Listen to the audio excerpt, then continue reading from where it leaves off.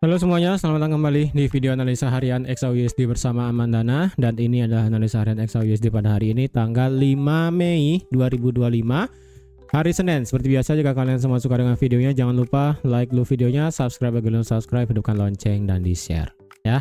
Hari ini hari Senin tanggal 5 bulan 5 2025, angkanya cantik. Jadi sekiranya kalau ada yang mau belanja online mungkin ya, coba tuh dapat diskon, atau enggak kalian mau makan di tempat tertentu tanggal 55 biasanya ada aja sih diskonnya ya, entah di Shopee, TikTok dan sebagainya. Ini bukan promo ya, cuma kasih tahu doang sih. Ya, untuk hari Senin sekarang, kalau dibilang hari Senin ini kita tidak ada berita yang sangat gimana-gimana, cuma ada satu doang sih ya di sini tentang ISM Services PMI. Jika kemarin kita melihat yang namanya ISM Manufacturing PMI itu agak bagus sedikit ya, 50,5 kalau nggak salah ya. Bagus dikit. Nah, sekarang kalau kita lihat nanti ISM Services PMI-nya itu diperkirakan turun sedikit dari 50,8 ke 50,2. Itu doang sih untuk hari ini ya, nggak ada berita yang lain sampai tengah malam sih nggak ada.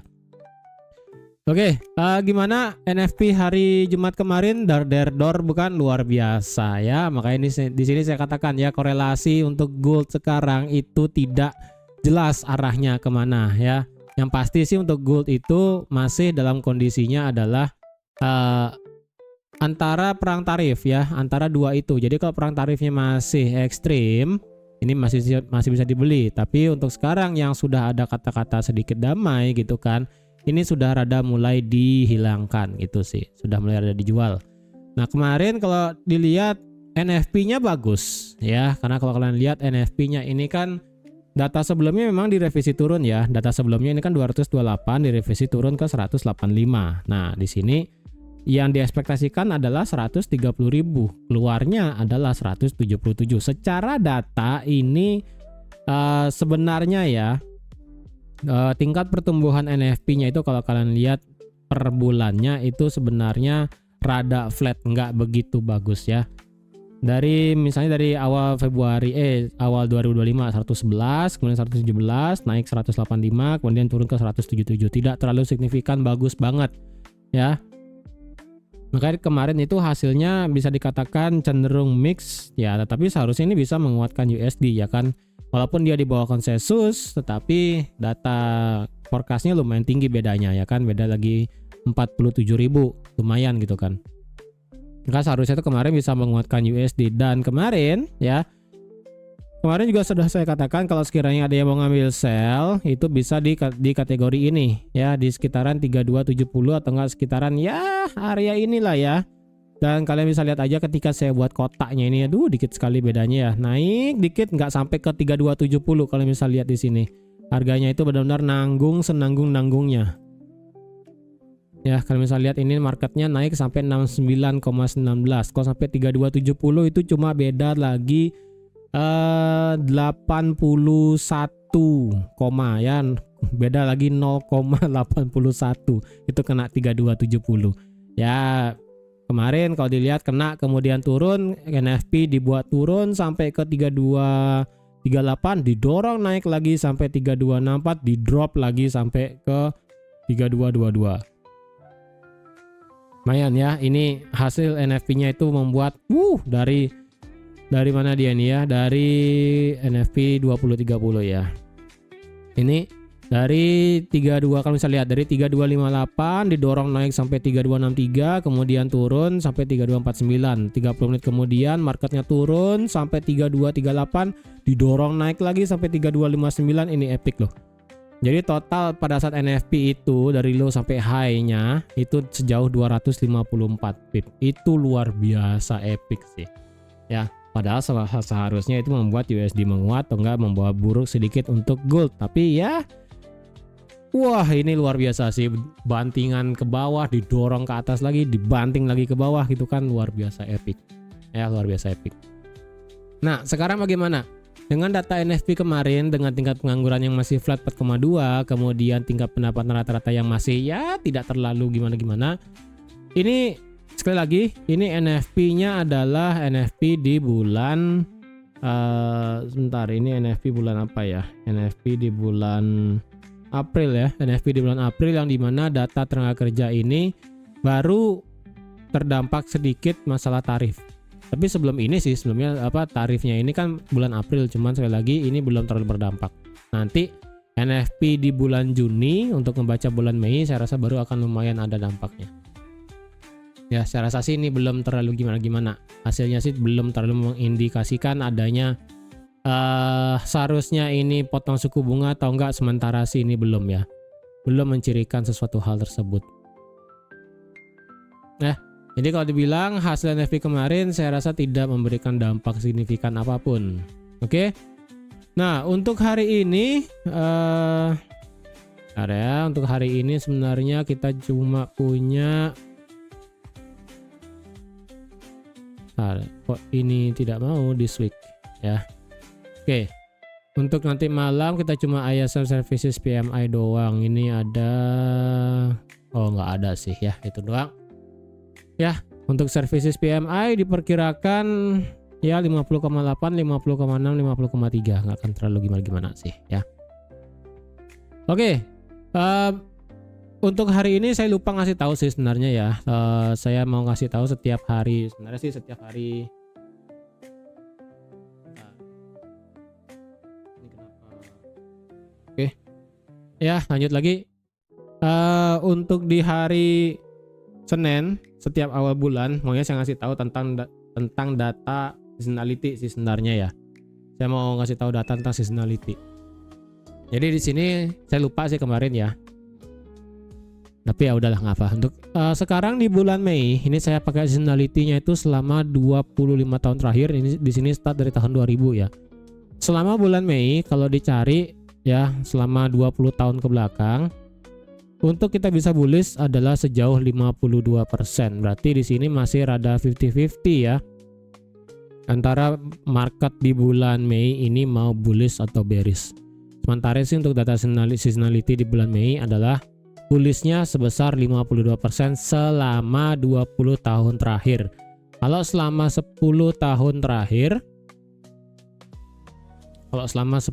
terakhir, berarti data untuk di bulan Mei adalah bullish sejauh 60%. Jadi 10 dan 20 tahun itu saya rasa bullishnya masih lumayan ya. Tidak memberikan positif luar biasa. Saya rasa enggak seperti di bulan April ya kan, 73% di sini. Jadi saya rasa di bulan Mei ini kita sedikit mengalami kocokan maut atas bawah sih ya. Terutama kita sudah di bulan Mei awal ini kalau dilihat sudah lumayan drop ya, dari harga pembukaan 3288 kemudian drop sampai 3194. Nggak sampai 3194 sih. Ya 3199 ya. Bentar nggak? Sampai 3202. Jadi bisa dibayangin dari 3288 sampai 3202 itu baru 5 hari ya, bukan 5 hari, baru 3 hari bahkan ya. Dari hari Kamis, Jumat, sekarang hari Senin. Ini baru 2 hari. 2 hari di bulan Mei ini kita sudah drop sejauh, bayangin baru 2 hari loh ya. Baru 2 hari sudah turun 883 pip, itu luar biasa gila sih. Jadi sesuai sih kayaknya di bulan Mei ini kita bakal mengalami kocokan maut luar biasa. Ya, itu sekilas dikit. Kemudian seperti biasa di hari Senin ya, saya akan memberikan data COT. Nah, untuk data COT sekarang di data kemarin ya. Data kemarin kalau dilihat data COT-nya adalah data orang non commitment trader yang bagian ngelong itu ya. Di sini long non commitment trader itu mengalami penurunan cukup lumayan ya, dari 258.000 ya, banyak yang close posisi di minus 18.000. Jadi sekarang itu sisa 240.000. Kemudian yang nge-short itu dari 83 nge-close sedikit minus 6.000, sisa 77.000. Dan ini menghasilkan bahwa untuk net postnya itu adalah merah sekali di 163.318. Ini sangat-sangat luar biasa ekstrim pembedaannya ya. Karena sekali lagi untuk masalah 100.000 ini tidak pernah terjadi di tidak pernah terjadi selama setahun terakhir. Jadi kalau dibilang untuk sekarang non komersialnya ataupun large spekulator itu tidak berniat untuk nge-buy untuk saat ini, lebih tepatnya dari minggu lalu sih. Ini kan data minggu lalu ya. Data minggu lalu menunjukkan bahwa tidak ada orang ataupun tidak ada large spekulator ataupun non komersial itu nge-buy gold. Ya, tidak ada yang nge-buy gold. Jadi saya rasa ini bisa menjadi indikasi kalian kalau sementara untuk di bulan Mei ini kita masih bisa melihat penurunan lagi. Tapi sih ya, ini saya kasih bocoran sedikit, kalau semisalnya kita melihat suatu warna yang ada di sini, ini kan sudah terlalu merah ya. Kalau misalnya lihat di sini long non commitment trader minggu lalu itu sudah menunjukkan warna yang cukup ekstrim merah 240.000 yang menghasilkan net post non commitmentnya adalah cukup berwarna merah. Ini kan kemarin masih orange ya kan, orange gradasi agak sedikit orange dan sekarang sudah mulai orange pekat menuju merah. Ini kan merah ya. Ini kan sudah menuju merah yang di sini. Nah, ketika sudah di sini terlalu bearish ya, terlalu merah sekali, ada indikasi kalau ini marketnya kemungkinan bisa sedikit rebound. Tapi saya tidak menjamin ini marketnya bisa rebound ya, tapi dari yang saya lihat dari warna-warnanya ini ya, ketika sudah terlalu hijau itu kemungkinan bakal meredam menjadi warna kuning, dan ketika sudah terlalu warna merah akan mereda lagi untuk kembali ke warna hijau.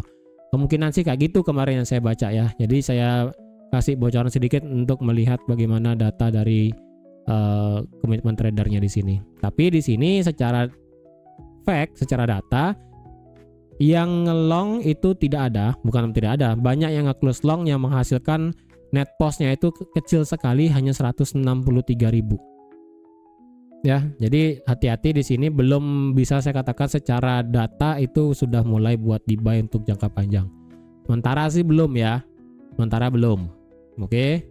Nah, sekarang secara teknikal sekarang ya. Oke, sekarang kita lihat secara teknikal. Kita lihat dari weekly. Di grup sih saya akan infokan bahwa at least kita close di bawah 3240.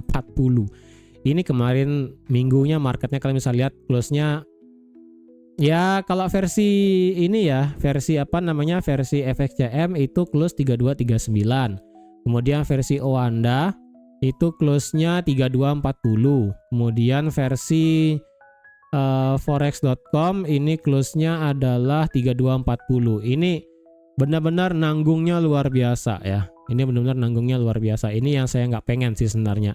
Ketika sudah close nanggung kayak begini, ini benar-benar memberikan kita sedikit worry apakah market ini benar mau bearish lagi atau enggak gitu kan. Cuman secara textbook kalau dilihat apakah ini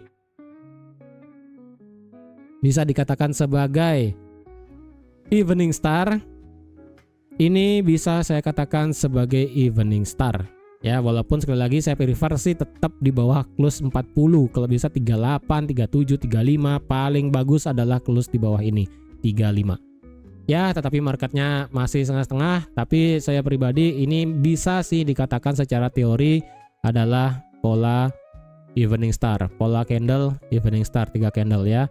Jadi hati-hati kalau sekalipun kita ingin short sekarang di XAUUSD, secara teknikal sih ini indikatornya masih di zona overbought, belum turun secara weekly.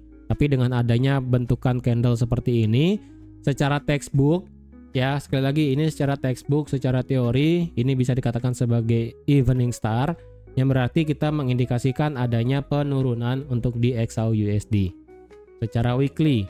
Dan jikapun ini weekly benar-benar menjadi bearish, maka Fibonacci yang bisa kalian pakai sejatinya adalah dari sini sampai sini. Maka sejatinya ini adalah Fibonacci yang bisa kalian pakai, dan di sini adalah titik penentuan 61,8 selaku rally base rally juga yang ada di weekly.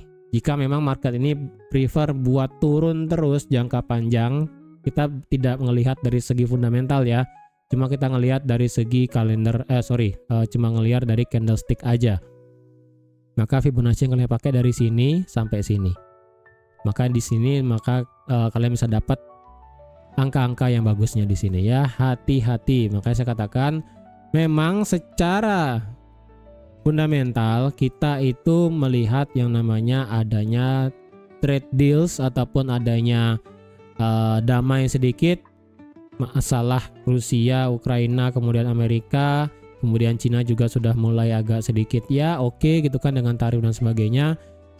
Cuman yang baru deal banget adalah Ukraina dan Amerika so far ya untuk masalah trade deals-nya, yang dimana Ukraina setuju untuk masalah mineral yang ada di negaranya untuk diekspor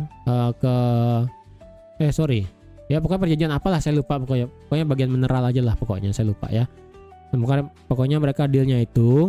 Jadi ketika sudah ada pembicaraan tentang damai ataupun suatu ya tarif dan sebagainya, itu bisa membuat gold lebih turun lagi sebenarnya ya. Tapi kita nggak tahu apakah Trump bisa ngide tiba-tiba ya kan untuk masalah kita kembali lagi tidak peduli dengan tarif, ya who knows gitu kan. Tiba-tiba aja beliau salah minum obat gitu kan, dimensianya kambuh gitu tiba-tiba gitu kan. Ya nggak tahu deh. Jadi kalau dibilang secara weekly di sini kita prefer buat turun sih sebenarnya ya. Turun sih sebenarnya. Cuman di manakah kita bisa nge-buy? Nge-sell gitu kan.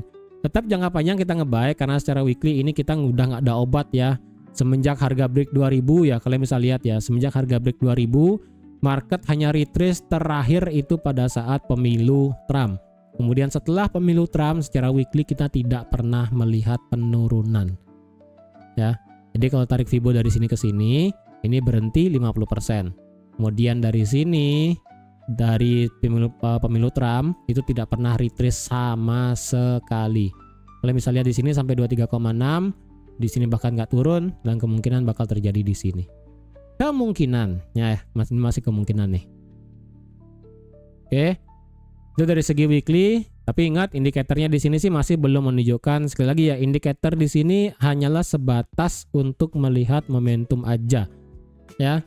Jadi kalau momentumnya buyer sudah hilang, yang dimana weekly ini stokastik drop di bawah 80 dan dibarengi dengan RSI yang juga drop di bawah 70, keluar dari zona overbought keduanya, berarti ya udah market kemungkinan didominasi oleh para seller untuk membuat harga XAUUSD lebih murah lagi ke bawah. Ya. Oke, itu dari segi weekly. Kita lihat dari segi daily. Secara daily sekarang marketnya secara stokastik itu sudah drop di bawah 50, yang slow 44, yang fast di 33. Sedangkan untuk RSI sendiri ini masih bertahan di atas 50. Ya, sementara untuk dari segi RSI dan stokastik di sini tidak ada sinkronnya. Yang dimana stokastik lebih prefer marketnya buat turun ke bawah, sedangkan dari segi volumenya itu masih ditahan untuk tidak turun lebih jauh. Jadi jadi ketika ini nanti daily-nya stokastiknya drop di bawah 50 dan bahkan di bawah 40 secara yang slow ini yang warna orange ya. Kemudian dibarengi dengan RSI yang juga drop di bawah 50, ini kemungkinan kita bisa melihat penurunan cukup cepat ke bawah. Ya. Seperti itu. Kemudian masih bisa cepat ke bawah. Tetapi sekali lagi secara daily kita kemungkinan bisa ngebuat high yang lebih tinggi dengan syarat adalah saya lebih prefer ambil buy nanti swing di sini di 3167. Saya pribadi sudah kena SL swing yang di sini 3275 ya kan, sejauh 200 pip. 250 lah ya, dari 3300 ya, dari 3300 sampai 3255, berarti 550 pip. Dan saya prefer di sini saya nggak ngambil swing sih. Saya di sini nggak ngambil swing. Saya lebih prefer tunggu di 3167 buat ambil swing selanjutnya. Tetapi apakah saya prefer akan ambil buy lagi di sini? Sementara belum.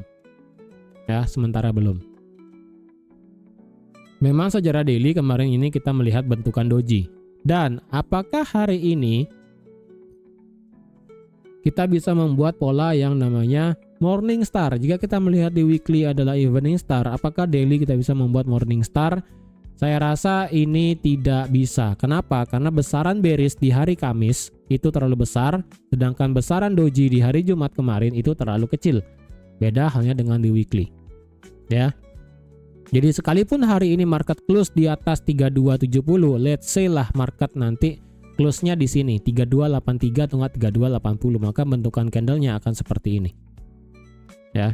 Bentukan candle hari ini bakal seperti ini. Apakah di sini bisa dikatakan sebagai morning star di daily? Saya rasa enggak. Masalahnya adalah di dojinya. Ya, dojinya tidak sesuai. Jadi saya rasa tidak bisa dikatakan sebagai morning star. Dan apakah saya prefer buat nge-sell sekarang? Memang secara Daily ini sih belum di retest 3283, tetapi kalau dilihat pakai yang paling bawah di sini ya, ini kan low terakhir ya yang ada di tanggal 23 April kemarin. Memang di hari Jumat sudah di retest dan sekarang marketnya nge-retest lagi nih 3259 ya kan. Jadi secara daily ini marketnya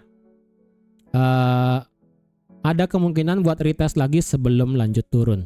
Nah, untuk masalah supportnya sekarang kita ada di 3235. Sekalinya ada candle daily close di bawah 3235, itu bisa menjadi trigger marketnya bisa lanjut ngejar 3200 atau bahkan ngejar candle nggak punya ekor yang ada di 3175.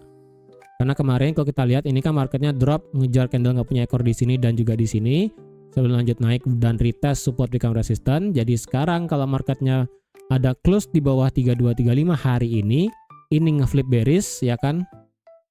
Kemungkinan marketnya bisa lanjut drop turun ke 3220. Seperti itu ya. Ini masih secara daily kita masih kemungkinan melihat adanya retest support become resistant antara sekarang di 3260 atau mungkin semisalnya tengah-tengah antara 3283 dan 3260, berarti sekitaran 3271 atau 70 sekitaran sini bisa juga. Ini hanya tidak akan valid jika market close di atas 3290. Jika ada market close di atas 3290, ya, misalnya hari ini market close di atas ini, di atas 3288. Kalau ada candle hari ini close di atas 3290, itu bakal berat banget marketnya itu bergerak bearish, rada berat, ya, rada berat. Karena kemungkinannya marketnya itu bisa untuk lanjut naik lagi. Walaupun naiknya ini sementara secara fundamental belum sih, untuk yang bisa saya baca fundamentalnya belum ada untuk dari segi XAUUSD bisa bergerak naik. Sementara saat ini belum ya. Jadi harap diperhatikan. Hati-hati aja dengan level ini ya, support become resistant. Karena sekali lagi ini memang sudah dites 3259, tapi ini belum 3283. Atau enggak 3270 kayak kemarin, atau enggak 3275, 3273 itu belum dites. Jadi tengah-tengah, paling bawah sudah dites, paling atas belum dites, tengah-tengahnya pun belum dites. Jadi hati-hati ya. Secara H4 kalau dilihat apakah H4 di sini kemungkinan marketnya ngebuat internal structure untuk ngebuat lebih tinggi. Untuk sekarang ada kemungkinannya marketnya itu ngebuat internal structure bearish. Internal structure bullish. Karena sekali lagi H4 ini kita sudah membuat yang namanya breakout structure di sini. Ya, sudah membuat breakout structure di sini yang dimana market ngebuat higher high dan higher low.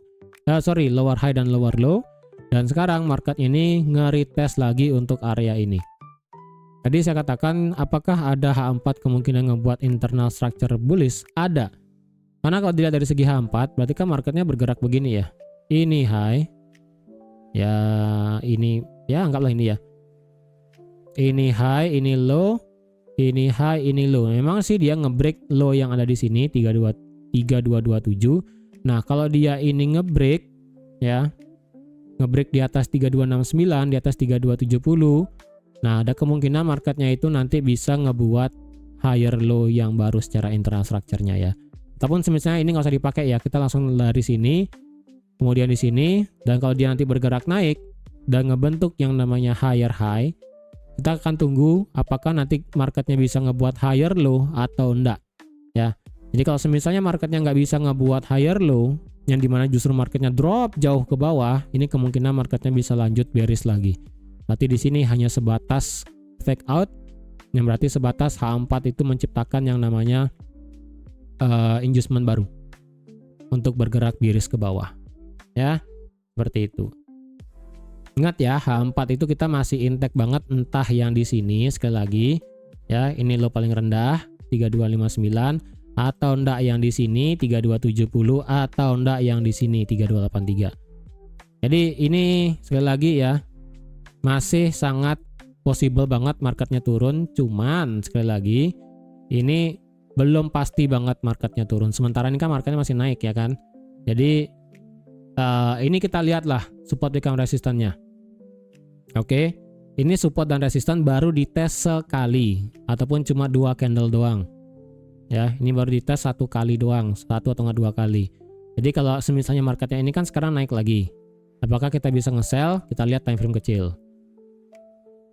Kalau kita lihat dari segi time frame yang kecil, sementara sih ya, ini liquidity sudah diambil, kemudian di sini, nah high, low, ini high, nggak bisa, ini high, nggak bisa, ini high, low, high, low.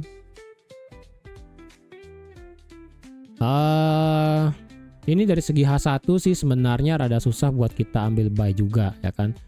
Terus kalau dilihat dari segi H1 menurut saya sih ya untuk sekarang kita punya satu resistance become support yang cukup valid yang ada di 3241 sampai di 3240.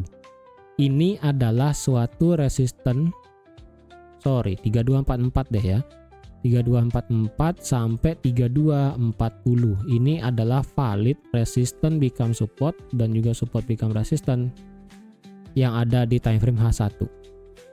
Sementara ini valid ya, karena kalau kalian lihat ketika harga break di bawah 40 retest marketnya langsung naik.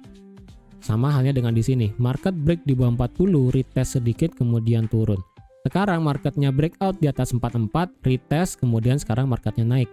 Jadi kedepannya jika kalian ingin sell untuk melanjutkan penurunan, saran saya sih prefer di bawah 3240 untuk saat ini. Ya, prefer di bawah 3240 baru kita bisa buat ambil posisi sell untuk lebih amannya. Sampai mana? Ya kalau dibilang sih sampai sini bisa ya kan, sampai di demand H1 ini bisa juga. Ya. Sampai di demand H1 berarti sekitaran 3220, 3215, 3210 ini bisa. Ya, sekitaran sini. Kalau sekarang kalian sell di sini di teritori support become resistance H4, daily dan H1 juga perlu konfirmasi pasti. Ya, sementara yang bisa saya kasih tahu sih di sini ya di bawah 40, breakout 40, retest, time frame kecil, kemudian marketnya turun, kalian nanti bisa nge-sell gitu kan. Gampang aja. Terus kalau lebih aman lagi nge-sell di mana? Ya kalau sekarang sih nge-sell di bawah 40, selain itu saya rasa nggak ada sih. Ya karena kalau dibilang ini secara histori marketnya sedikit choppy, sedikit rada bermasalah. Jadi saya prefer kalau ada H1 minimal close di bawah 40 ya kalian boleh mengharapkan marketnya bisa bergerak turun. Oke. Kalau sekarang di sell belum bisa ya. Karena ini marketnya masih naik. Kita cari M30. Kalau dicari M30 di sini apakah bisa dikatakan sebagai bearish? Ini enggak ya. Kenapa? Karena market itu datang dari market yang sideways.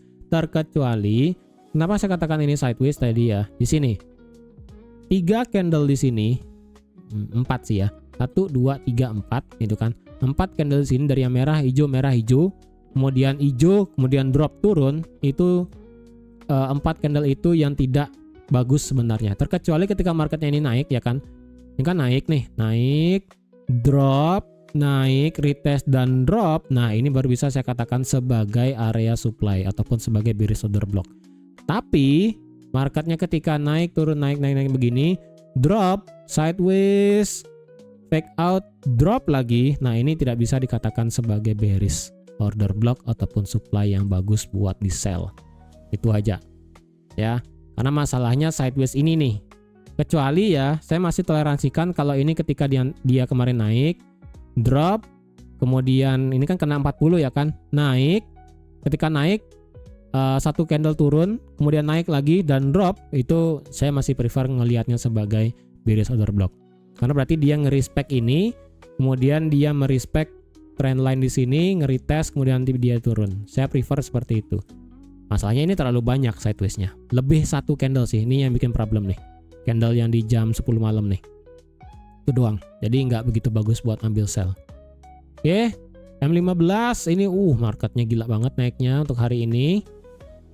M5, wow, ini epic sekali. Semenjak harga break di atas 40 ya kan, break di atas 40, retest, bullish engulfing, kemudian 1 2 3 4 5 6 candle M5 nggak pernah bearish.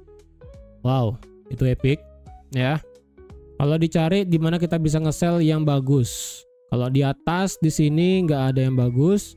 M30 sebenarnya sih ini supply-nya sudah diambil ya. Ini supply-nya sudah diambil. Kalau di M15 kita pindah supply yang ke sini ya. Kita pindah supply yang ke sini, berarti ini kemarin kena nggak sih? Bentar ya.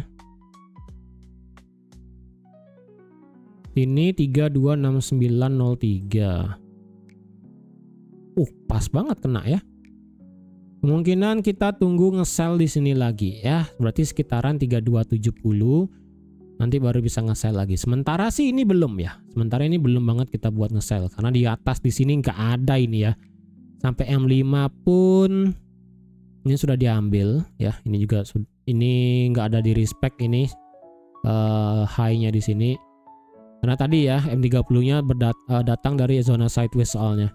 Kalau dicari dari sini, oke, kita cari M1 dah ya. Kita cari M1.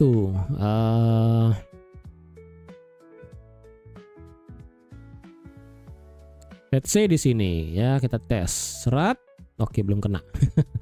Belum kena 67 ya, 67 belum kena. Jadi minimal sih 67 kalau ada yang mau nge-sell nanti ya. Tergantung sih nanti kalian nonton video ini apakah kalian ini mau ambil sell sekarang atau enggak, terserah. Untuk saya pribadi sih ya, di M1 minimal itu adalah di 67 atau enggak 68 ya. Memang sih secara H1 ini sudah kena dari besarnya zona support become resistant yang saya gambar. Ya kan, ini sudah kena nih ya kan, sudah kena dari besarnya zona support become resistant yang saya gambar. Cuman apakah menarik buat di sell sekarang ya, saya sih prefer kena 67 68 gitu kan, reject baru saya nge-sell gitu. Cuma kalau di sini nanti saya ngelihat adanya pembalikan sih mungkin saya buat nge-sell gitu aja sih ya.